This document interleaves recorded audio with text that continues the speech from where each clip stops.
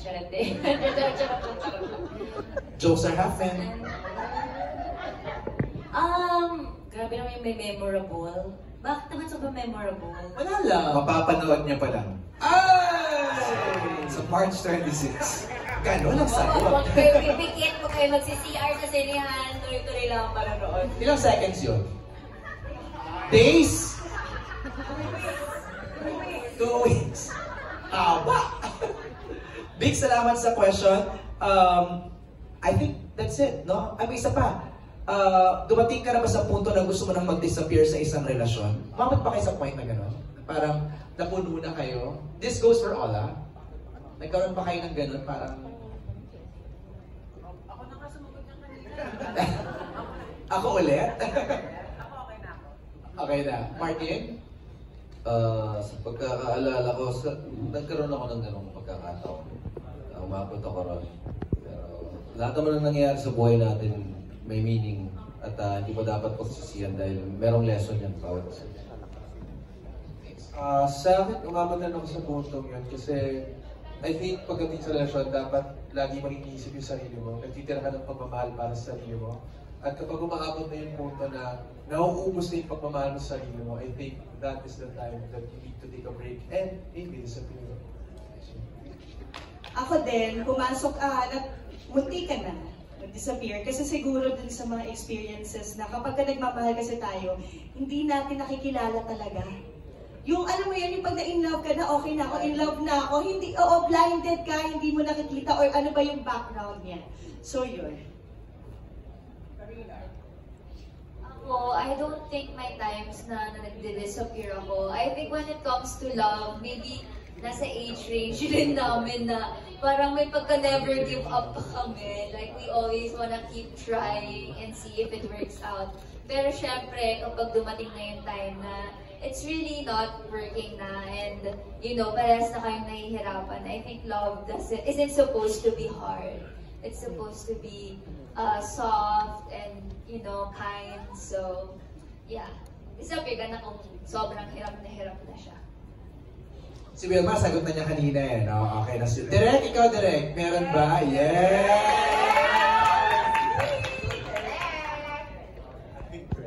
Actually, nakalimutan ko na rin yung tanong. Oo naman, experience naman na lahat pumasok sa relationship. Kasi parang, there comes a time na sa sobrang pag minahal mo na isang tao, nakalimutan mo yung sarili. Tama. So, yes. Thank you, Direk.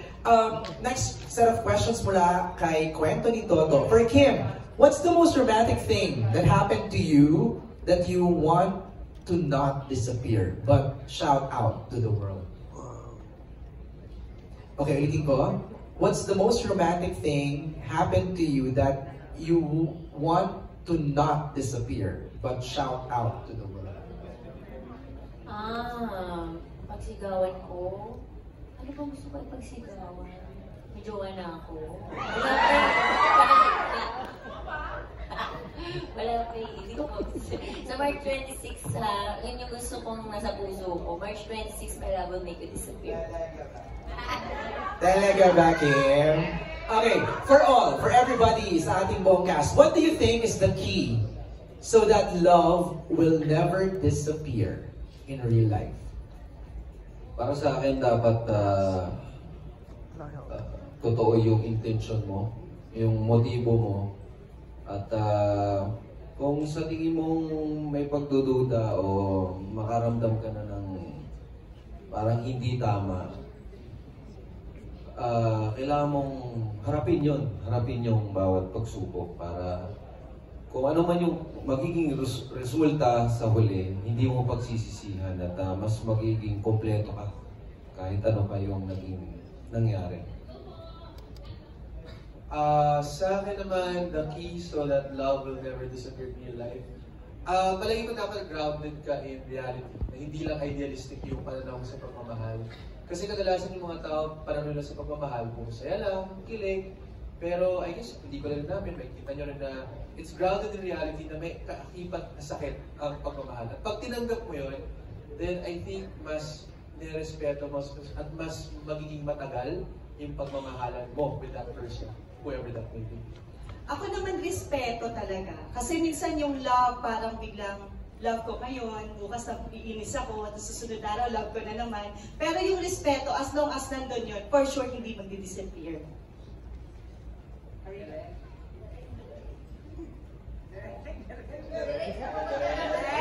Direk, sagot ka direk. Ako siguro, never, huwag kayong mga titigil na magkaroon ng firsts. Diba, kunyari, sinabi nga kanina, na first time namin lahat, first time ko magpelikula, sila first time din nila magpelikula. So, ganun din sa relationship, never forget to do new things with your partner. So, parang huwag kayong maging tawag dito, stable nga, tama. Hindi siya, huwag kang complacent dun sa relationship niyo. You just have to work for it. Love, you will work for love. Parang ganun talaga. Di ba, direct ang ganda? Magaling ka lang siya. Karina. Ako, parang same lang din kay Direk. I think love comes with hard work. Choice kasi siya. So, yun, nabasa ko to. Parang hindi naniniwala si Ate Wilbasa.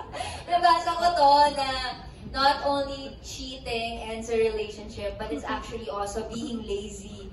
Because you put in less effort once na magtagal na kayo. And, you know, parang, yun nga, nagiging complacent ka na. You don't remember important dates or celebrations. So, I think it's important na kahit gano'n pa kayo katagal, you're always there to remind your love for that person.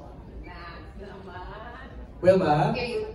Ako medyo matanda na ako, so malalim din yung love ko, no? So, ang pinakamahalaga is yung respeto, yung tiwala, yung honesty is very important, yung loyalty, yung finances nyo, importante yan sa isang relasyon. Bakit matanda ka na ba? Basta sa March 26, makikita niyo dito kung bakit ganun yung reaction ko lagi.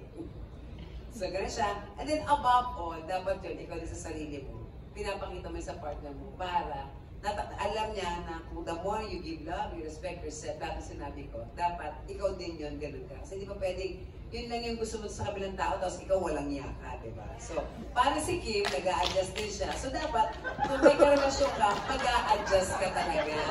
Adjust, galang ka ba? Kami may relasyon agad. Parang sa kanilang dalawa, gano'n, nag-a-adjust, yung nagdadala ng baon, nag-stay lang sa tent, nagpa-practice, gano'n talaga yun. Doon nag-umpisa yun. And above all, the best foundation of love is friendship.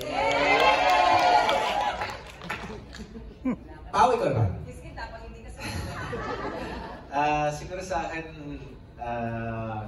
understanding. Parang understanding each other. Dahil pag nauunawaan nyo sa isa't isa yung mga kailangan nyo, yung mga pagkukulang nyo, at yung mga kailangan bayaran, etc. Parang mas madaling ayusin lahat, at mas madaling pagdaanan yung mga mahihirap na times na mas madaling pagdaanan yung mga mabibigat na times. So, Kimi?